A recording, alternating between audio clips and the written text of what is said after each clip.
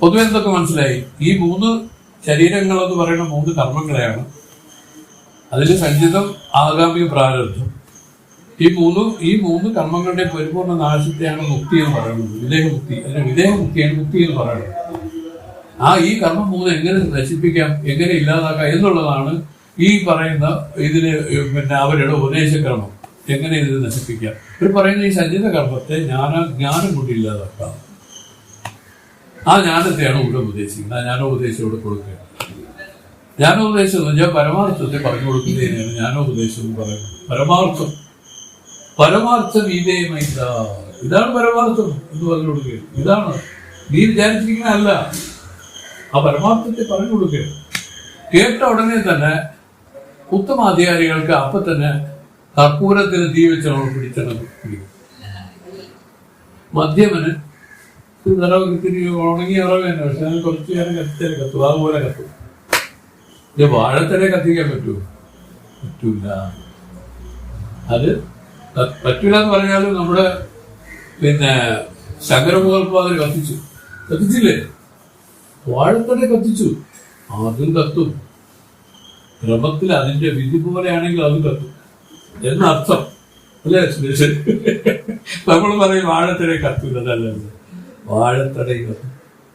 ഇടി വീഴുമ്പോ പച്ചയ്ക്ക് നിൽക്കുന്ന മരം ടപ്പൊന്ന് ഉണങ്ങി കരിക്കട്ട പോലാവുന്ന വേണ്ടിയിട്ടുണ്ടോ? ഇടി വല്ല ഈ പച്ച മരത്തിന് എന്തെങ്കിലും ചെയ്യാൻ പറ്റുമോ? അഗ്നിക്ക് നിമിഷം കൊണ്ട് ഇല്ലാതായി പോണതാണ്. അത് ശക്തിയാ ജ്ഞാനാഗ്നിയിലും എല്ലാം എരിഞ്ഞ് ഭസ്മമായി എന്നർത്ഥം. 104ാമത്തെ പദ്യത്തിലേക്ക് കടക്കാം.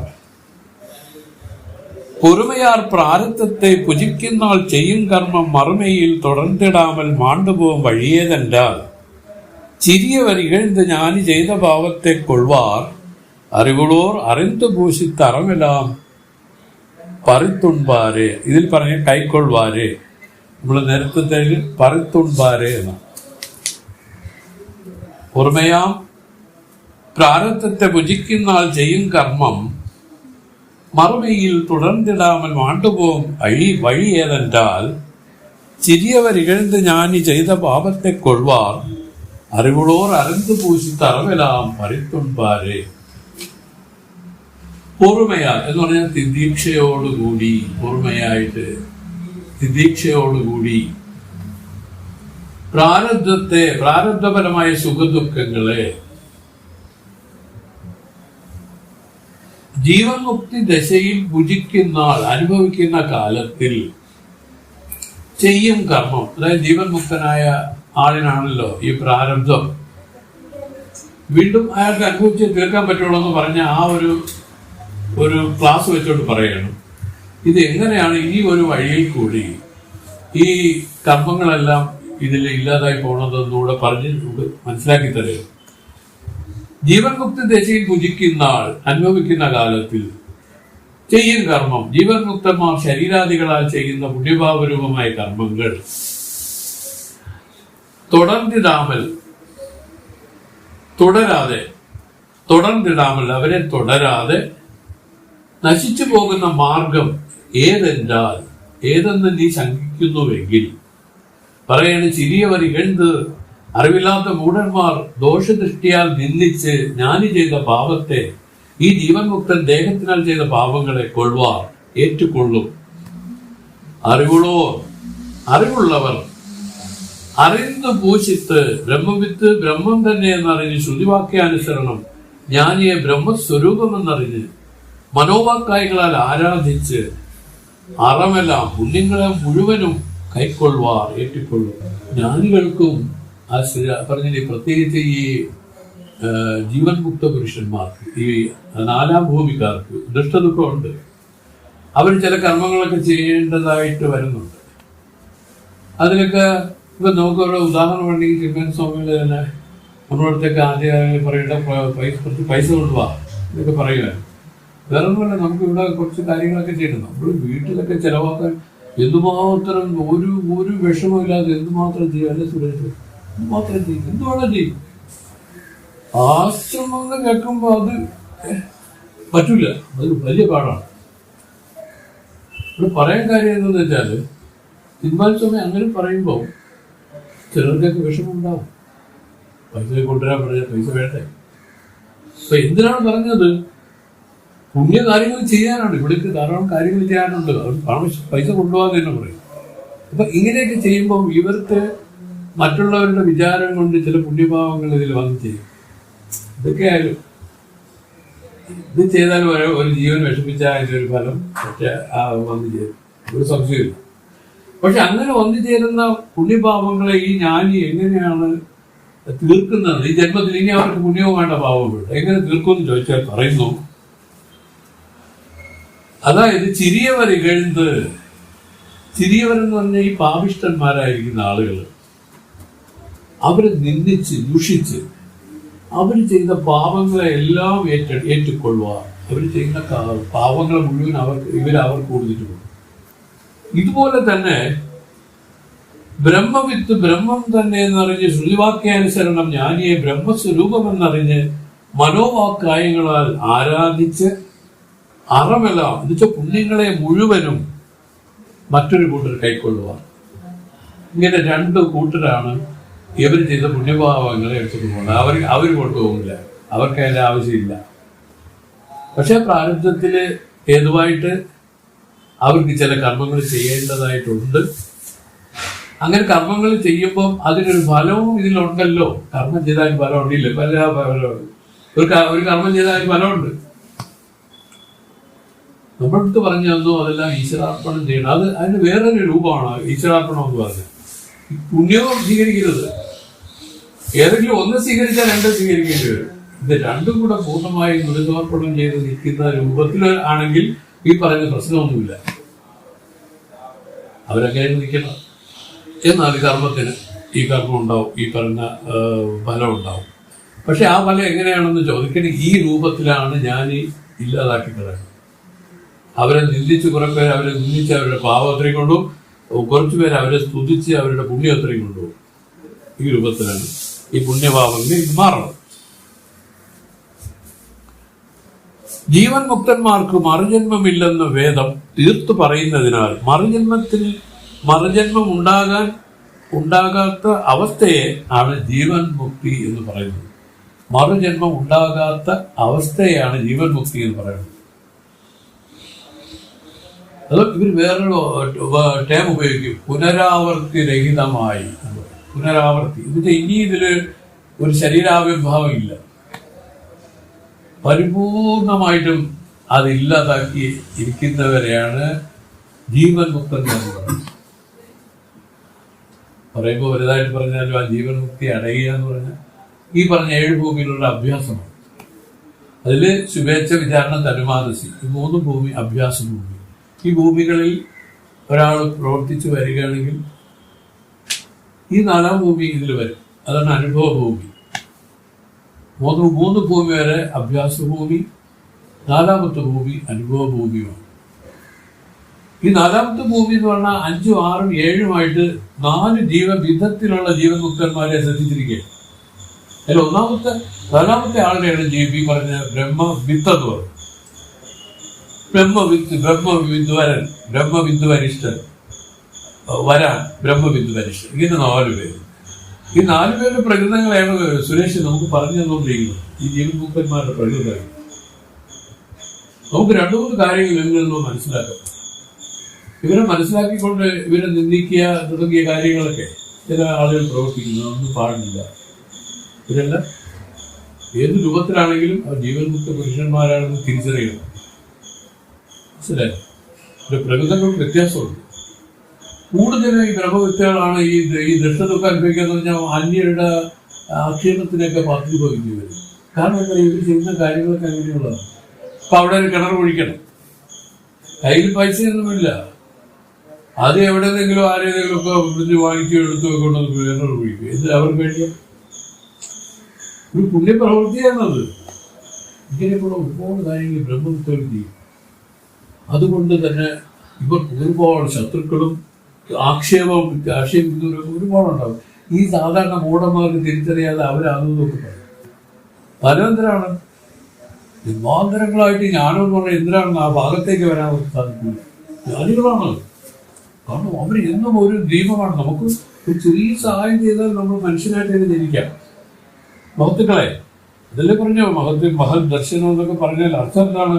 മനുഷ്യനായിട്ട് ജനിക്കാനായിട്ട് നമ്മൾ വീണ്ടും നമുക്ക് സാധിക്കും. പുണ്യ പുരുഷന്മാർക്ക് എന്തെങ്കിലും കൊടുക്കുക, അവരെ സന്തോഷിപ്പിക്കുക എന്ന് പറയേണ്ടത് ഒരു സംഭവം. അവരുടെ ആശീർവാദം, അവരുടെ ഒരു വിചാരം നമുക്ക് നേരെ ഉണ്ടാവണം. കൊള്ളാലവൻ മതി, ഇത് മതി സുരേഷ്, രക്ഷപ്പെട്ടവൻ. അതാണ് ആദരിക്കേണ്ടവർ ആദരിക്കുക തന്നെ വേണം. നമ്മുടെ ജീവന്റെ സ്വഭാവത്തിലാണ് അവ ഇങ്ങനെ കാകദൃഷ്ടിയാണ്. ഇങ്ങനെ നോക്കിയിട്ട് എവിടെയാണ് കുറ്റം നോക്കിക്കൊണ്ടിരിക്കും. ചെറിയൊരു കണ്ണിന് ചെറിയൊരു കോങ്കണ്ണുള്ള പോലെ തോന്നും. ഇങ്ങനെയൊക്കെ കുറ്റം കണ്ടുപിടിക്കാനാണ് നമ്മൾ നോക്കണം, അല്ലാതെ നേരെ രീതിയിൽ നോക്കാൻ ആർക്കും അറിഞ്ഞൂടാ. ഇതുപോലെ ജാതികളൊക്കെ നോക്കി എന്തിനാണ് പ്രശ്നമില്ലേ? ഒരിക്കലും ഗുരുദേവൻ ഇങ്ങനെ നടന്നു വരായിരുന്നു.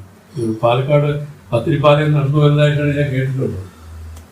വരുന്ന വഴിയിൽ ഒരുത്തരും ഭയങ്കര കുഴപ്പം.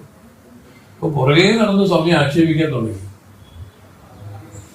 നാണില്ലല്ലോ ഇങ്ങനെയൊക്കെ ഇതും കെട്ടി ഇങ്ങനെ നടന്നിട്ട് ആളുകളെ പൈസ വാങ്ങിച്ചിങ്ങനെ തിന്ന് ജീവിക്കാൻ. എന്തെങ്കിലും ജോലി ചെയ്തൊക്കെ ജീവിച്ചുകൊണ്ടിരുന്നപ്പോഴേ എന്തോ ഒരു രീതിയിലൊക്കെ ആക്ഷേപിച്ചു തുടങ്ങി. ആക്ഷേപിച്ച് ഒരു പരിധി വിട്ടു. സ്വാമിയെല്ലാം കേട്ട് വിടാതെ നടന്നു പോയിക്കൊണ്ടിരിക്കുകയാണ്. പുറകെ നടന്നുള്ള ആക്ഷേപം. പക്ഷെ ആശുപത്രി വന്ന് കയറി ഉടനെ തന്നെ സ്വാമി അദ്ദേഹത്തിന്റെ ശിഷ്യരായ ആരെയും വിളിച്ചു. സ്വാമി ഏതൊരു സ്വാമിയെ വിളിച്ചിട്ട് പറഞ്ഞു, നീ ഓടിപ്പോയി അവിടെ ഒരാളുണ്ട്, അയാളേക്ക് വിളിച്ചോണ്ടിരാൻ പറഞ്ഞു. സ്വാമി അവിടെ ചെന്നപ്പോ അയാളിടയ്ക്ക് തൂങ്ങിയ എന്തൊരു ചത്തു. നിൽക്കാൻ പോകില്ല. ആളെന്ന് വെച്ചാൽ അവനെ തന്നെ കുത്തിയ പോലെയാണ്. അവന്റെ ആത്മാവലെ മുമ്പേ നടന്നു വെച്ചോണ്ടിരുന്നത്.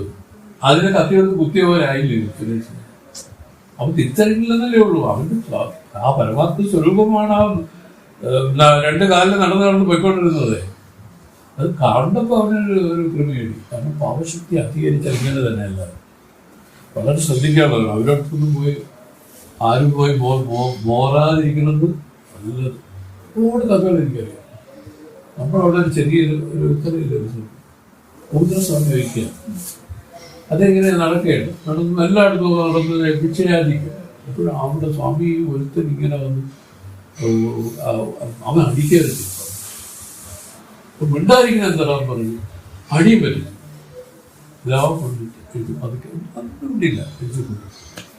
അപ്പോൾ മാത്രമല്ല അവരുടെ കുടുംബമേ നശിച്ചുപോയി, പൂർണ്ണമായിട്ട് നശിച്ചുപോയി. നമുക്കെല്ലാം പ്രാക്ടിക്കലായിട്ട് അറിയാവുന്ന കാര്യങ്ങളാണ്. അതുകൊണ്ട് ഞാൻ പറഞ്ഞു തന്ന ഇതിന്റെ രക്തചുരുക്കതാണ്. മഹത്തുക്കളെ നമുക്ക് നമ്മുടെ അളവ് പോലും ചളക്കരുത്. അവരെ കണ്ടു കഴിഞ്ഞാൽ അവരെ കഴിയുന്നത്ര നമസ്കരിക്കുക, ദീർഘ നമസ്കാരം ചെയ്യുക, അവർക്ക് ഉപകാരങ്ങൾ കൊടുക്കുക. അവരെ സന്തോഷിപ്പിക്കാനല്ലാതെ അവരെ വിഷമിപ്പിക്കാൻ ശ്രമിക്കുകയും ചെയ്യുന്നു. ഒരു വാക്കുകൊണ്ടോ ഒരു നോട്ടം കൊണ്ടോ ഒരു പ്രവൃത്തി കൊണ്ടോ സംഭവിക്കരുത്. വളരെ ശ്രദ്ധിക്കേണ്ട ഒരു കാര്യം കൂടെയാണ്. കാരണം അവർക്ക് ജന്മാന്തരങ്ങളായി മനുഷ്യജന്മം പോകുന്നുള്ളതാണ് ഏറ്റവും വലിയ കാര്യം. ഇതിൽ മനുഷ്യജന്മം വന്നാല് ഇതിൽ മുക്തിമാർഗത്തിൽ പ്രവർത്തിക്കാൻ പറ്റുമോ? ഈ ശാസ്ത്രങ്ങളും വേദങ്ങളും ഒക്കെ ആശ്രയിക്കാൻ പറ്റുമോ? മറ്റ് ഒരു ജന്തുക്കൾക്കും ഇതിനെ ആശ്രയിക്കാൻ പറ്റും. അതുകൊണ്ട് അങ്ങനെ 104-ാമത്തെ പദ്യം കൊണ്ട് നമുക്ക് ചെറുതേ ഒരു കാര്യമാണ് പറഞ്ഞു തന്നത്. അവർക്കുണ്ടാകുന്ന പുണ്യപാപങ്ങൾ, അപ്പൊ അവർക്ക് പുണ്യപാപങ്ങൾ ഉണ്ടാവുമെന്നൊരു സൂചന ഉണ്ട്. ഇരിക്കട്ടെ, അങ്ങനെയാണെങ്കിൽ ആ പുണ്യപാപങ്ങൾ എങ്ങനെ അവർ നശിപ്പിക്കും എന്ന് ചോദിച്ചാൽ അവർ പറയുന്നു, അവരോട് ഇണങ്ങി നിൽക്കുന്ന ആളുകളിൽ ചിലരവരെ നിന്ദിക്കും. അവർക്ക് ആ പാപം കൊടുക്കും. ആ പാപം ഫലം അവർക്ക് പ്രദാനം ചെയ്യും. ചിലരവരെ സ്തുതിക്കും. അവർക്ക് ആ പുണ്യഫലം പ്രദാനം ചെയ്യും. രണ്ട് രൂപത്തിലും പൂർണ്ണമായി പ്രദാനം ചെയ്തിട്ട് അവർ പോകും. അവർക്ക് വേറെ ആവശ്യമില്ല, ഇതൊന്നിന്റെ ആവശ്യം. ഇനി അടുത്ത 105-ാമത്തെ പദ്യം അത് പറയുന്നു, അരിയ മെയ്ഞ്ഞാലെത്തിയാൽ അവിത്തയാം ഉടൻ നീറാകും, പെരിയ തൂലവും കാലത്താൽ പിണമാകി വീഴും അന്നേരം, ഒരിയ സൂക്ഷ്മ ശരീരം ഉലയിരുമ്പുണ്ട നീർപോൽ തുര്യമായി വിഭുവായി നിന്റെ സ്വരൂപത്തിൽ ഇറന്നു പോവേ. എല്ലാവരും കാണാതെ മനസ്സിലാക്കി പഠിച്ചു വയ്ക്കാനുള്ള ഒരു പദ്യമാണ്. ഇതിന്റെ പരിപൂർണമായ രത്ന ചുരുക്കം സ്വാമി ഇവിടെ പറയാം. ഇത് എങ്ങനെയാണ് ഈ മൂന്ന് ശരീരങ്ങളും പൂർണ്ണമായി ഇല്ലാതാകുന്ന ഒരു രൂപം എന്ന് ചോദിച്ചാൽ പറയാണ്, അരിയ മെയ്യാനെത്തിയാൽ അവിദ്യയാം ഉടൽ നീറാകും, പെരിയ തൂലവും കാലത്താൽ പിണമാകി വീഴും അന്നേരം, വലിയ സൂക്ഷ്മ ശരീരം ഉലയിരം കൊണ്ട നീർപോൽ തുര്യമായി വിഭുവായി നിന്റെ സ്വരൂപത്തിൽ ഇറന്നു പോമേ. അർത്ഥം, അരിയ എന്ന് വെച്ചാൽ ദുർലഭമായ എന്നാണ് അർത്ഥം. അരിയ ദുർലഭമായ, മെയ്ஞானത്തിയാൽ തത്വജ്ഞാനമായ അഗ്നിയാൽ, അവിദ്യാമുടൽ അവിദ്യയായ കാരണശരീരം നീറാകും, വെന്ത് ചാമ്പലായി പോകും. പെരിയ തൂലവും ഘനമായ സ്ഥൂല ശരീരവും കാലത്താൽ അതിന് നിയമിച്ച കാലത്തിൽ പിണമാകി വീഴും, ശവമായി പതിക്കും. അന്നേരം അപ്പോൾ ഉരിയ സൂക്ഷ്മ ശരീരം ലിംഗശരീരമായ സൂക്ഷ്മദേഹം ഉലയിരുമ്പുണ്ട നീർ പോൽ, കൊല്ലന്റെ ഉലയിൽ പഴുപ്പിച്ച ഇരുമ്പ് ഉണ്ട നീര് പോലെ തുര്യമായി വിഭുവായി, തുര്യമായും വിഭു എന്ന് വെച്ചാൽ പൂരണമായി നിൽക്കുന്നതാണ്. വിഭു എന്ന് പറഞ്ഞാൽ പൂരണം എന്നർത്ഥം. വിഭുവായി പൂരണമായും നിന്റെ സ്വരൂപത്തിൽ നിൽക്കുന്ന ആ സ്വരൂപത്തിൽ ഇറന്നു പോകുന്ന അത് ലീനമായി പോകും. എങ്ങനെയാണ് പഴുപ്പിച്ച ഇരുമ്പില് വെള്ളം ഒഴിച്ചാൽ എന്ത് സംഭവിക്കും? ശബ്ദത്തോടു കൂടി അത് ഇല്ലാതായി പോകും. ഇതുപോലെ സ്വരൂപത്തിൽ തന്നെ പോയി ഇല്ലാതായി പോകും. ഇങ്ങനെയാണ് ഈ 3 ശരീരങ്ങളും പരിപൂർണമായിട്ട് ഇതിൽ ഇല്ലാതാവും. അതിൽ പറയുന്നു, ദുർലഭമായ മെയ്ஞானത്തീയാൽ. മെയ്ஞானത്തീ എന്ന് പറഞ്ഞാൽ അതിദുർലഭമാണ്. എന്താണ് അത്?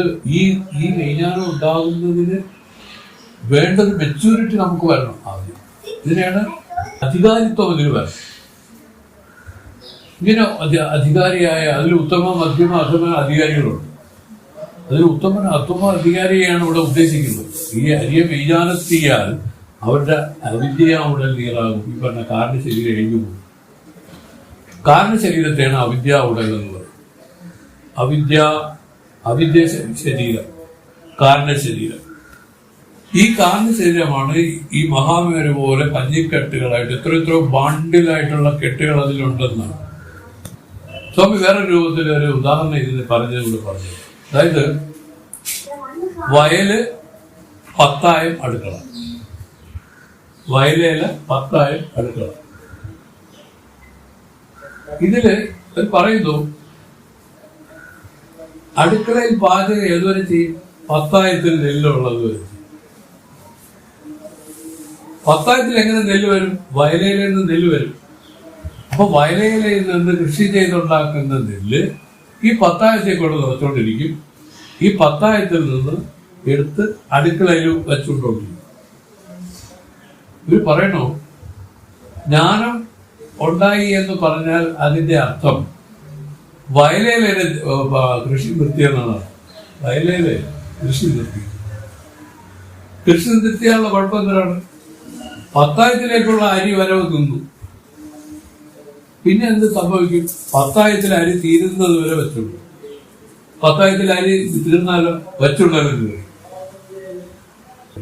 വയലേല 10,000 അടുക്കള. അതിൽ വയലേല എന്ന് പറയുന്നത് സഞ്ചിത കർമ്മം, 10,000 ആഗാമി കർമ്മം, മറ്റേ ഇത് അടുക്കള പ്രാരംഭ കർമ്മം. ഇതില് വയലേലയുടെ കൃഷി നിർത്തിയവരെയാണ് സഞ്ചിത കർമ്മം നശിച്ചവരെന്ന് പറയുന്നത്. കൃഷി നിർത്തിയില്ലെങ്കിൽ വീണ്ടും അതില് ഇത് വന്നുകൊണ്ടിരിക്കും. ഈ ധാന്യം ഇതിൽ വന്നുകൊണ്ടിരിക്കും. ഈ വന്നുകൊണ്ടിരിക്കുന്നതിന്റെ ഒഴുക്ക് മാറ്റണം. ഇതാ പറഞ്ഞതിന്റെ അർത്ഥം മനസ്സിലായി. അപ്പൊ സ്വാമി പറഞ്ഞു, വയലേലയുടെ കൃഷി നിർത്തിയാൽ 10,000 നെല്ല് തീരുന്നവരെയുള്ള കാര്യങ്ങളുള്ളൂ. അത് കഴിഞ്ഞില്ല, തീർന്നു, പരിപൂർണമായിട്ട് എല്ലാം തീർന്നു. അല്ല, ആലോചിച്ചാലേ പിടിയിട്ടുള്ളൂ കേട്ടോ. അപ്പൊ ഈ രൂപത്തിൽ 3 കർമ്മങ്ങൾ പറഞ്ഞ് ഈ പദ്യം അവസാനിപ്പിച്ചു. അരിയ മെയ്ஞானம் അല്ലെ. ഇവിടെ പറയുന്നു, കാലത്തിൽ എന്നത് ഈ കാലത്താൽ എന്നത് രൂപമയക്കം, ഉര്യ എന്നത് സ്ഥൂലദേഹങ്ങളെ പോലെ ലിംഗശരീരവും അനേകമായി വന്ന് നാശമാകുന്നത് ഉലയിരുമ്പുണ്ട നീർപോൽ എന്നത് വീണ്ടും ജനിക്കാതിരിക്കുന്നതിനുള്ള ഉദാഹരണം. സ്ഥൂല സൂക്ഷ്മ കാരണ ശരീരാഭിമാനികളായ വിശ്വതൈജസ്വ പ്രാജ്ഞന്മാർക്ക് സാക്ഷിയായ നാലാമത്തെ പൊരുളായതിനാൽ സ്വരൂപം തുര്യം. ദേശകാല വസ്തുക്കളെ കടന്ന പൊരുളായതിനാൽ വിഭു. ജ്ഞാനിയുടെ പ്രാണൻ വെളിയിൽ ഗമനമാകയില്ല എന്ന ശ്രുതിയാൽ സ്വരൂപത്തിൽ ഇറന്നുപോവും എന്ന് പറഞ്ഞിരിക്കും. കാരണം മരണാനന്തരം ഈ പ്രാണൻ വെളിയിൽ പോകുന്നതാണ് പറയുന്നത്. അത് വേറൊരു ശരീരം സ്വീകരിക്കാനായിട്ട് വെളിയിൽ പോകും. ഇവിടെ ഈ ജ്ഞാനിയെ സംബന്ധിച്ച് ഈ പ്രാണൻ വെളിയിൽ പോകേണ്ട ആവശ്യമില്ല. അതുകൊണ്ട് ഈ പ്രാണൻ പിന്നെ എങ്ങനെ ഒടുങ്ങും എന്ന് ചോദിച്ചാൽ ഈ സ്വരൂപത്തിൽ തന്നെ അത് ഒടുങ്ങിപ്പോകും. പിന്നെ പുനരാവൃത്തി രഹിതമായിരിക്കുന്ന ഒരു നിലയാണ്. അതിനെപ്പറ്റിയൊന്നും ആർക്കും പറയാൻ സാധ്യമല്ല. ഈ ഭാഗത്തെയാണ് വേദം പറഞ്ഞിരിക്കുന്നത് അവാത്മന സഹോദരമായ ബ്രഹ്മം. ഇതിനെപ്പറ്റി പറയാനോ ചിന്തിക്കാനോ ഊഹിക്കാനോ ത്രാണിയുള്ളവരാരും ജനിച്ചിട്ടില്ല, സാധിക്കുകയില്ല. പറയുന്നു ബൃഹ്മാവ്, വിഷ്ണു, രുദ്രൻ, 3 പേരാണല്ലോ ത്രിമൂർത്തികൾ. ഇതിന് വിഷ്ണുവാണ് ഇതിന്റെ ഒരു തുള്ളി നുകർന്ന ആൾ. ഒരു തുള്ളി നുകർന്ന ആളെന്ന് പറഞ്ഞ വിഷ്ണുവിനെയാണ്. മറ്റുള്ളവരെ പറ്റി ഒന്നും പറയുന്നില്ല. ബ്രഹ്മാനന്ദ പ്രളയ സമുദ്രത്തിന്റെ ഒരു തുള്ളി നുകർന്ന ആളിനെയാണ് വിഷ്ണു എന്ന് പറയുന്നത്. അപ്പൊ അങ്ങനെയാണെങ്കിൽ ആലോചിച്ച് നോക്കണോ ഇതിന്റെ മാഹാത്മ്യം, ഇതിന്റെ വലിപ്പം. നമ്മൾ ഇതെല്ലാം തുച്ഛമായ ഈ കാര്യങ്ങളിൽ ഇപ്പോഴും വലിയ കാര്യത്തോടുകൂടി പെരുമാറുന്നവർക്ക് ഇത് കിട്ടുമോ? ഇത് സാധിക്കില്ല, ഇമാജിൻ ചെയ്യാൻ പോലും സാധിക്കില്ല. അത്ര ബൃഹത്തായ ഒരു സംഭവമാണ് പ്രസന്നൻ ഇത്. കഴിയാമണ്ണം ഇതിലേക്ക് വിവേകത്തോടു കൂടി കടന്നു വരണം. ആരും കാണിക്കാനോ എന്തെങ്കിലും സാധിക്കാനോ ആയിട്ടാവരുത്. നമ്മുടെ ജീവനെ ഉദ്ധരിച്ച് ഈ ജനനമെന്ന സംസാര ദുഃഖത്തിൽ നിന്ന് മാറ്റാൻ വേണ്ടിയാണ് ഇതിൽ പ്രവർത്തിക്കേണ്ടത്. ഒന്നും ഇവിടെ കരണീയമില്ല. വേറെ ഏത് ചെയ്താലും ഇതെല്ലാം ഡൈവേർട്ട് ചെയ്ത് പോകും, വേറെ രൂപത്തിലേക്ക് പോകും. യഥാർത്ഥ ലക്ഷ്യത്തിലേക്ക് വരാൻ പറ്റില്ല. യഥാർത്ഥ ലക്ഷ്യം എന്ന് വെച്ചാൽ നമ്മുടെ വൈകുണ്ഠസ്വാമി ചെയ്തതൊക്കെ സീതാന്വേഷണം, അതാണ് എന്റെ ലക്ഷ്യം. അപ്പൊ അതുകൊണ്ട് എനിക്കിപ്പോ ഈ മാർഗത്തിൽ തടസ്സം വന്നാൽ അതിന് പോയി ഫൈറ്റ് ചെയ്യാനുള്ള സമയമില്ല. അതെല്ലാം അങ്ങനെ നടക്കട്ടെ. ഞാനിപ്പോ ഒരു രാമകാര്യാർത്ഥം നിൽക്കുകയാണ് എന്നുള്ള ഭാവത്തോടു കൂടി തന്നെ ഈ കർമ്മങ്ങളെ ഈ പറഞ്ഞ പ്രാരബ്ധ കർമ്മങ്ങളെ അനുഭവിച്ചു തീർക്കണം. എനിക്കത് സമയമില്ലെന്ന്. ഒരു കർമ്മം ചെയ്ത് കർമ്മത്തിന് ഫലം, വേറൊന്നും ചെയ്താൽ അതിന് വീണ്ടും ഫലം. എല്ലാം സഹിച്ചുകളെ ക്ഷമിച്ചു കളയുക. ഇതാണ് സ്വാമി പറഞ്ഞത് തോക്കാൻ പഠിക്കാൻ പറഞ്ഞതിന്റെ അർത്ഥവും. ഒരാളെന്തെങ്കിലും മുഖത്ത് നോക്കി പറഞ്ഞാലേ തോക്കാൻ പഠിക്കുക. 2-3 രൂപത്തിൽ ഞങ്ങൾക്ക് പറഞ്ഞു തന്നു. ഒരു രൂപം ഇതാണ്, ഇവിടെ ശബ്ദം എന്ന് പറഞ്ഞാൽ ആകാശത്തിൻ്റെതാണ്, ആകാശ തന്മാത്രയാണ്. ശബ്ദം അങ്ങനെ നിന്നെ ബാധിക്കും, അത് ആകാശത്തിൽ പോയി ചേരട്ടെ. സങ്കല്പങ്ങളാണ് കേട്ടോ, അതൊക്കെ ഭയങ്കര സങ്കല്പങ്ങളാണ്. അതുകൊണ്ട് ഒരു ശബ്ദവും നമുക്ക് വരില്ല, എല്ലാം ആകാശത്തിൽ പോവുകയുള്ളൂ. ഈ രൂപത്തിലൊക്കെ ഒരുപാട് യുക്തികൾ സ്വാമി ചിന്താൻ സ്വാമികൾ പറഞ്ഞു തന്നിട്ടുണ്ട്. അതിൽ ഇവിടെ പറയണത് എന്താണെന്ന് വെച്ചാൽ ഈ ശബ്ദത്തില് മനസ്സ് കൊണ്ടുപോകുന്ന അർത്ഥം കൽപ്പിക്കാതിരുന്നാൽ ഈ ശബ്ദത്തിന് പ്രണവം മാത്രമേ ഉള്ളൂ. ശബ്ദം എന്ന് വെച്ചാൽ ഓം എന്നാണ്, ഒരു ധ്വനിയല്ലേ ശബ്ദം. ആ ധ്വനി ഏതാണ്? പ്രണവമാണ്. ഓ വീണ്ടും ആ പ്രണവത്തെ ഒന്ന് ഉദ്ധിതമായി നമ്മൾ കേട്ടു എന്നാണ് അർത്ഥം. ഈ രൂപത്തിൽ എല്ലാം പ്രണവമാക്കി മാറ്റി ഈ മനസ്സിനെ കൊണ്ടുവന്ന് ഇതിനെ അർത്ഥ നിരൂപണം ചെയ്ത് ഈ മനസ്സിനെ വിക്ഷേപത്തിൽ കൊണ്ടുവരാൻ നോക്കാതെ കഥയില്ലാതെ തള്ളിക്കളഞ്ഞിരിക്കുന്ന രൂപത്തിൽ ഇതിന് ജ്ഞാനം ഫലിച്ചാൽ സുരേഷ് സംഗതി മാറി. ഇവിടെ വിചാരിക്കാത്ത അനുഭവങ്ങളാണ് ഇതിൽ വരാൻ പോകുന്നത്. സ്വാമി നമ്മുടെ നാരായണ ഗുരുദേവൻ പാടി അറിവൊരു വിധം അകത്തുദിക്കുകിൽ പരമയോഗിയായി വരാൻ ശ്രമിക്കണം. 60 വരുന്നവർക്കുള്ള കുഴപ്പമറിയാം. അവരായിട്ട് ഞാൻ വലിയ കേവലം ഒരു ഭാവം വരും, അത് വരുന്നത് അവര് പരമയോഗിയായി വരാനുള്ള ശ്രമം ചെയ്തുകൊണ്ടിരിക്കണം. ഇങ്ങനെയാണ് അറിവും എല്ലാത്തിലും കഴിക്കുന്ന ഏതാണ് ശ്രീനി? അഹങ്കാരം. എനിക്കതുകൊണ്ട് ഞാൻ വലിയ ആളാണ്, കേമൻ. ഇന്നുള്ള ഈ അഹങ്കാരത്തിനെയാണ് നമ്മൾ പറയുന്നത് ജീവത്വവും. ഇതിനെ അങ്ങോട്ട് മാറ്റിയ ഈശ്വരത്വവും ആ എളിമത്വവും ആ ഒരു എന്താ പറയും കേവലോഹം, ഗംഭീരോഹം, കേവലോഹം എളിമത്വം, വലിമത്വവും, ദാസോഹം, ഗംഭീരോഹം, ഇതാണ് ഇതിന്റെ മന്ത്രങ്ങളാണ്. ഈ രൂപത്തിൽ മനസ്സിനെ നമ്മുടെ ഈ പറഞ്ഞ കർമ്മങ്ങളിൽ പെരുക്കാൻ വിടാതെ അതിനെയെല്ലാം വിവേകം കൊണ്ട് തടഞ്ഞ് ഈ തത്വവിചാരം ചെയ്തിരിക്കുന്നവർക്ക് സുഗമമായി ഈ ജ്ഞാനം സാധ്യമാണ്. എന്തുകൊണ്ടാണ് ഞാൻ തടസ്സപ്പെടുത്തിയെന്ന് ചോദിച്ചാൽ ഇത് മറ്റേത് നീക്കിയാണ് ഒരു പരിധി വരെ. അതിനെയാണ് നമ്മൾ നിസ്സാരവൽക്കാതെ അതിനെയാണ് ഗൗരവമായിട്ട് നമ്മൾ വിവേകത്തോടു കൂടി നോക്കി മാറ്റേണ്ടത് എന്നർത്ഥം. അരിയ മെയ്ഞ്ഞാനെത്തിയാൽ അവിദ്യ ഉടൽ നീറാകും, പെരിയ തൂലവും കാലത്താൽ പിണമാകി വീഴും അന്നേരം വലിയ സൂക്ഷ്മ ശരീരം ഉലയിലും കൊണ്ട നീർപോൽ തുല്യമായി വിഭുവായി നിന്റെ സ്വരൂപത്തിൽ ഇറന്നു പോകും. ഈ രൂപത്തിൽ ആ പ്രാണൻ കൂടെ പരിപൂർണമായിട്ടും ഇല്ലാതായി ഇരിക്കുന്ന ഒരു നിലയാണ് ജ്ഞാനി എന്ന് പറയുന്നത്. മറ്റുള്ളവരെ എല്ലാവരുടെയും പ്രാണൻ വെളിയിൽ പോകും. പ്രാണൻ മാത്രമല്ല, ഈ ലിംഗശരീരം വെളിയിൽ പോകും. 17 അവയവങ്ങളാണ് ലിംഗശരീരം. ഇതൊക്കെയാണ് ഇന്ദ്രിയങ്ങൾ 5, പ്രാണങ്ങൾ 5, കർമ്മേന്ദ്രിയങ്ങൾ 5, അല്ല പ്രാണൻ, കർമ്മേന്ദ്രിയങ്ങൾ, ജ്ഞാനേന്ദ്രിയങ്ങൾ, മനസ്സ് ബുദ്ധി, ഇങ്ങനെ 17 തത്വം. ഈ 17 തത്വമാണ് ലിംഗശരീരമായിട്ട് പറഞ്ഞത്. ഈ ലിംഗശരീരം വെളിയിൽ പോകും. വെളിയിൽ പോയി വേറൊരു ശരീരത്തെ അത് സ്വീകരിക്കും. ഇങ്ങനെയാണ് ജനന മരണ സംസാര ദുഃഖത്തിന് ഇങ്ങനെ കാലചക്രം ഇങ്ങനെ കിടക്കും. ഇത് ചുറ്റി ചുറ്റി ചുറ്റി ചുറ്റി ഇങ്ങനെ നിൽക്കും ഈ ജീവൻ. ഇവരെ ഉദ്ധരിക്കണം, ഇവരെ രക്ഷപ്പെടുത്തണം. ഈ രക്ഷപ്പെടുത്താനാണ് മനുഷ്യ ജന്മം തന്നെ പോലും ഉണ്ടായിരിക്കുന്നത്. അറിഞ്ഞില്ലേ? നമ്മളെ പ്രധാനം പാടിയത് ഓർമ്മയുണ്ട്.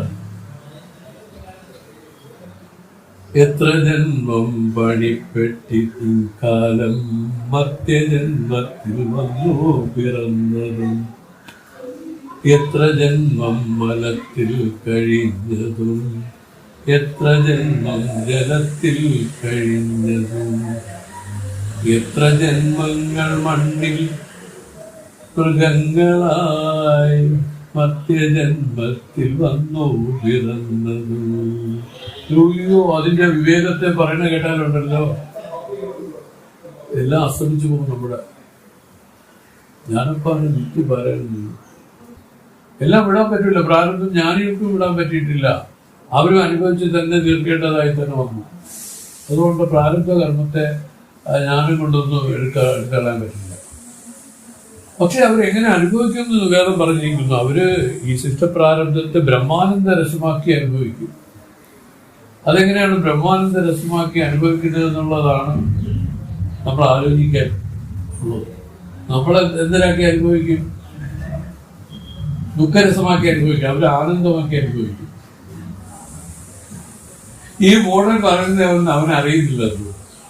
ഇവൻ എന്നെ നോക്കി, ഈ ശരീരത്തെ നോക്കി ഞാനാണെന്ന് തെറ്റിദ്ധരിച്ച് പറയണതാണെന്നോ എല്ലാം വിചാരിച്ച് അവർക്ക് എപ്പോഴും ചിരിയും. അവർ വേറെ രീതിയാണ്. ഇവിടെ ഭഗവാന്റെ ഒരു കഥ പറയുമ്പോൾ തന്നെ പറഞ്ഞു, ഇതുപോലെ അദ്ദേഹത്തിന് ഒരാള് ആ ജീവചരിത്രം എഴുതിക്കൊണ്ടുവന്ന് കൊടുത്തു. കുഞ്ഞുസ്വാമി അത് വായിച്ചു. അത് എഴുതിയിരിക്കും സ്വാമി ഇതുപോലെ 2 വിവാഹം കഴിച്ചെന്നും ഒരു പെണ്ണിനെ വഞ്ചിച്ചെന്നും അവർക്ക് എത്ര കുട്ടികളുണ്ടെന്നൊക്കെ എഴുതി വെച്ചിരിക്കുകയാണ്. എല്ലാം വായിച്ചിട്ട് എല്ലാം തിരുത്തി. അപ്പൊ അയാൾ പറഞ്ഞു, സ്വാമി കൊഞ്ചം ഇതെല്ലാം ഒന്ന് തിരുത്തി താങ്കൾ പറഞ്ഞു കൊടുത്തതാണ്. സ്വാമി എല്ലാം തിരുത്തിയൊക്കെ വെച്ചു. ഒരു മാറ്റമില്ല, ഒരു അനക്കവുമില്ല. ഒടുവിലാണ് കുഞ്ഞുസ്വാമിക്ക് വലിയ ആഗ്രഹമൊന്നും വായിച്ചു കാണുന്നത്. സ്വാമി വെച്ച് ഞാൻ കൊഞ്ചം വാസിക്കെട്ടുമാ എടുക്കട്ടുമാ എന്നൊക്കെ പറഞ്ഞു. സ്വാമി മിണ്ടിയില്ല. പിന്നീട് എന്തായാലും എടുത്ത് വായിച്ചപ്പോഴാണ് എനിക്ക് സ്വാമി ഇതുപോലെ കല്യാണം കഴിച്ചാലും വേറൊരു ഗുരു ഉണ്ടായിരുന്നു. ആ ഗുരുവില് എന്തോ ചെയ്യുന്നത് ഒരുപാട് ഘോഷത്തിലൊക്കെ എഴുതി വെച്ചിരിക്കുകയാണ്. ഇത് വായിച്ച പിന്നെ സ്വാമി ഒരുപാട് ദേഷ്യം വന്നു അദ്ദേഹത്തിന്. എന്റെ സ്വാമിയെ പറ്റി ഇങ്ങനെയൊക്കെയാണ് എഴുതിയിരിക്കുന്നവൻ എന്നുള്ള മട്ടായി. എല്ലാം പോയി തപ്പ് എഴുതി വെച്ചിരിക്കാന്ന് പറഞ്ഞു. വേണം വെച്ചു പറഞ്ഞു. സ്വാമി ഒരുപാട് സമയം അതും ക്ഷമിച്ചു. അതും കേട്ടപ്പോൾ കാണിച്ചില്ല. ഒരു പരിധി കഴിഞ്ഞപ്പോൾ സ്വാമി പറഞ്ഞ്, ശരി ഇരിക്കട്ടോ, ഇത് തപ്പുത, ഇത് മെയ്യത്, ഇത് സത്യമല്ല എന്ന് ചോദിച്ചു. പിന്നെ കുറച്ചു നേരത്തേക്ക് രണ്ടുപേരുടെ ഇടയിൽ വളരെ നിശബ്ദതയായി. മെയ്യാണ് പൊയ്യാണ് ഇതെല്ലാം. കാരണം ശരീരമേ പോയി. അപ്പൊ പിന്നെ അതിനെപ്പറ്റി പറയുന്ന കാര്യങ്ങൾ അത് പോയി, സർവത്ര പൊയ്യാണ്. ഇതിനെ അറിഞ്ഞാൽ പിന്നെ മെയ്യിനെ അറിഞ്ഞാൽ മതിയല്ലോ, സത്യത്തെ അറിഞ്ഞാൽ മതിയല്ലോ. സത്യമായ ആത്മാവില് ഇതൊന്നും തന്നെ ബാധിക്കുന്നില്ല. ഇതിന് നിശ്ചയമുള്ള ആളാണ് ഞാൻ. അതുകൊണ്ട് തന്നെ ഈ ജൽപ്പനങ്ങളിലൊന്നും എനിക്ക് മനസ്സ് ഇളവില്ല, ഭേദചിന്തയുമില്ല. ധീരന്മാർക്ക് പറഞ്ഞിരിക്കുകയാണ്. അവർക്ക് കാര്യം മനസ്സിലായതോടുകൂടി തന്നെ അവര് പിന്നെ ഒന്നും ചെയ്യാൻ സാധ്യമല്ല. അടിക്കാനോ തുപ്പാനോ അതുപോലെ നിന്ദിക്കാനോ സ്തുതിക്കാനോ ഒന്നിനും സാധ്യമല്ല. ഞാനിത് അതീതരായിപ്പോയി. പിന്നെ അഥവാ ആരെങ്കിലും സ്തുതിക്കുകയോ നിന്ദിക്കുകയോ ചെയ്താൽ ഒരിക്കൽ സ്വാമിയെ തന്നെ ഒരാൾ സ്തുതിഗീതം എഴുതിക്കൊണ്ടു. അറിയാം സുരേഷ്, ഇവിടെ രമണ ഭഗവാനെ ഒരു സ്തുതിഗീതം എഴുതിക്കൊണ്ടു. രമണായ രമണായ രമണായ ഭഗവാൻ എന്ന് പറഞ്ഞൊരു സ്തുതിഗീതം എഴുതി. അപ്പോ വന്ന് സ്വാമി അപ്പൊ കട്ടിൽ നിർത്തിയിരിക്കുകയാണ്. ചോദിച്ചു, സ്വാമി അടിയെന്നൊരു ഇത് എഴുതിക്കൊണ്ട് വന്നിട്ട് ഒന്ന് വായിക്കട്ടോ എന്ന് ചോദിച്ചു. അപ്പോ സ്വാമിക്ക് മനസ്സിലായി, ഇവന്റെ കാര്യങ്ങളെല്ലാം മനസ്സിലായി. ശരിയെന്ന് പറഞ്ഞു. അയാൾ അങ്ങോട്ട് കണ്ണീരോടുകൂടി കണ്ണീർ വാർത്തങ്ങോട്ട് പാടാൻ തുടങ്ങി. അവരോടിങ്ങനെ കണ്ണു തുറക്കണില്ല, കണ്ണൊക്കെ അടച്ചു, കണ്ണീരിങ്ങനെ ഒഴുകിക്കൊണ്ടിരിക്കുകയാണ്. അപ്പൊ വായിച്ച് രമണായ രമണായ ഭഗവൻ എന്നൊക്കെ പാടി എന്തോ ഇതേ വലിയ അറിയാമായിരുന്നു. ഒടുവില് അദ്ദേഹം കണ്ണു തുറന്നു. സ്വാമിയെ കണ്ടില്ല, കട്ടിലിരുന്ന സ്വാമിയെ കണ്ടില്ല. അപ്പൊ പുറകെ ഇരുന്ന് രമണായ രമണായ രമണായ ഭഗവൻ എന്ന് പാടിക്കൊണ്ട് പിന്നെ ആരോ ഇരിക്കുന്നു. തിരിഞ്ഞു സ്വാമി എന്ന് പാടിക്കൊണ്ടിരിക്കുന്നത്. അപ്പൊ ഇങ്ങനെയൊക്കെയാണ്. ഇത് മനസ്സിലായി. ഇവ സ്തുതിക്കുന്ന ആ ശരീരത്തിനല്ലെന്ന്. അപ്പൊ അവന്റെ അറിവില്ലായ്മ കൊണ്ട് ആ ശരീരത്തിനെ നോക്കിക്കൊണ്ട് സ്തുതിക്കുകയാണ്. സ്വാമി പറഞ്ഞ യഥാർത്ഥത്തില് ആ നിരാകാര രൂപമായിരിക്കുന്ന അതിനെയാണ് ഭജിക്കാനുള്ളത്. അതിൽ സ്വാമി ഇറങ്ങി സ്വാമികളെ തുടങ്ങി ഭജനം. ഇപ്പൊ പാടി നിർത്തിയിട്ടും സ്വാമി നിർത്തണില്ല. പിന്നെ അവസാനം സ്വാമി കാലിൽ തട്ടിയിട്ട് നിർത്തിയെന്നാണ് പറയുന്നത്. ഒരുപാട് കാര്യങ്ങൾ മഹത്തുക്കളെങ്കിൽ പഠിക്കാനുണ്ട്. അവരൊന്നും പറയില്ല, പക്ഷെ അവരുടെ പെരുമാറ്റങ്ങളിൽ നിന്നും പഠിച്ചോളൂ. കംപ്ലീറ്റ് അവർ നടത്ത് നോക്കി നടക്കാനാണ് പറയുന്നത്. ഒരു ഗുരുവിനെ ഫോളോ ചെയ്യാൻ നോക്കി നടക്കും. ഒന്നും പറഞ്ഞു കൊടുക്കാൻ പോകില്ല, പറഞ്ഞു കൊടുത്താൽ ആരോട് കേൾക്കാൻ പോലില്ല. എല്ലാം ഇത് മനസ്സിലാക്കി. ഇങ്ങനെയാണ് ഈ പദ്യത്തോടുകൂടി നമ്മളിവിടെ നിർത്തിയത്. അരിയ മെയ്ഞ്ഞാലെത്തിയാൽ അത് മനസ്സിലായല്ലോ. ഇത് എല്ലാം ഇവിടെ കൺക്ലൂഡ് ചെയ്തിരിക്കുകയാണ്. എങ്ങനെയാണ് 3 കർമ്മങ്ങൾ ഇല്ലാതായി പൂർണ്ണമായ പുനരാവൃത്തി രഹിതമായ ജ്ഞാനം ഇതിൽ ഉണ്ടാവുന്നത് എന്നുള്ള പറഞ്ഞു. ഇതെങ്ങനെയാണ് എന്ന് പൂർണ്ണമായി പറഞ്ഞു. അതായത് ഈ ജ്ഞാനം കൊണ്ട് അവിദ്യ ഉടൻ നാശമാകും. അതുപോലെ കാലം കൊണ്ട് ഈ സ്ഥൂല ശരീരം, അതാണ് ഈ പ്രാരബ്ധ കർമ്മവും നാശമടയും. ഇനിയുള്ളത് ആഗാമി കർമ്മമാണ്. ഈ ആഗാമി കർമ്മം അത് ചേർന്നാണ് പ്രാണാനുമൊക്കെ ഇരിക്കുന്നത്. ഈ 17 തത്വം ഇതെന്ത് ചെയ്യുന്ന വെച്ചാൽ ഈ സ്വരൂപത്തിൽ തന്നെ വന്ന് ഇല്ലാതായി പോകും. അത് ഉദാഹരണം കൊടുത്തിരിക്കുന്ന രസമാണ്. ഉലയിരുമ്പുണ്ട നീർപ്പോവൽ. കൊല്ലന്റെ ആഴിയില് പഴുപ്പിച്ച ഇരുമ്പിൽ ശകലം വെള്ളം ഒഴിച്ചു കൊടുത്താൽ എങ്ങനെ, അതുപോലെയാണ് ഇത് ഇല്ലാതായി കുടിച്ചു കളഞ്ഞെന്നാണ് പറയുന്നത്, അല്ലേ? ആ ഇരുമ്പ് ആ അഗ്നി കുടിച്ചു കളഞ്ഞെന്നാണ് പറയുന്നത്. അതുപോലെ ഇതിൽ വന്നെങ്കിൽ ഇല്ലാതായി, അതുമായിട്ടൊക്കെ ചേർന്നില്ലാതായി. ഇങ്ങനെയാണ് പരിപൂർണമായ പുനരാവൃത്തി രഹിതമായ വിവേകമുക്തി എന്ന് പറയുന്നത്. ഇതിനെ കാംക്ഷിച്ചാണ് വിവേകം നല്ല വിവേകശാലികളായ ആളുകൾ പ്രവർത്തിച്ചിരിക്കുന്നത് മനസ്സിലാക്കുന്നത്. വിവേകശാലികളല്ലാത്തവർക്ക് അതിന് തിരിച്ചറിയാൻ കഴിയാത്തതുകൊണ്ട് അവരിങ്ങനെ കഴിയുന്നത് മാത്രമേ ഉള്ളൂ. എപ്പോ വേണമെങ്കിലും ഈ വിവേകം ഇതിലുണ്ടാകാം. അതിന് കേവലം സത്സംഗം മതി. സത്സംഗത്തിന്റെ മഹത്തുക്കളുമായിട്ടുള്ള ചേരൽ മതി. അവരെ കാണുക, അവരുമായിട്ട് സംബന്ധപ്പെടുക, അവരുമായിട്ട് ഇണങ്ങി സംസാരിക്കുക. ഇങ്ങനെയൊക്കെ വരുമ്പോൾ ഈ അകത്ത് അണഞ്ഞു കിടക്കുന്ന ഒരു കനലുണ്ട്, അതൊന്ന് കത്താൻ തുടങ്ങും. ചെറുതായിട്ട് ഫുള്ളാവും. ഇങ്ങനെയൊക്കെയാണ് നമ്മൾ പറഞ്ഞ് കേട്ടിരിക്കുന്നത്. മഹത്തുക്കൾക്ക് പറഞ്ഞു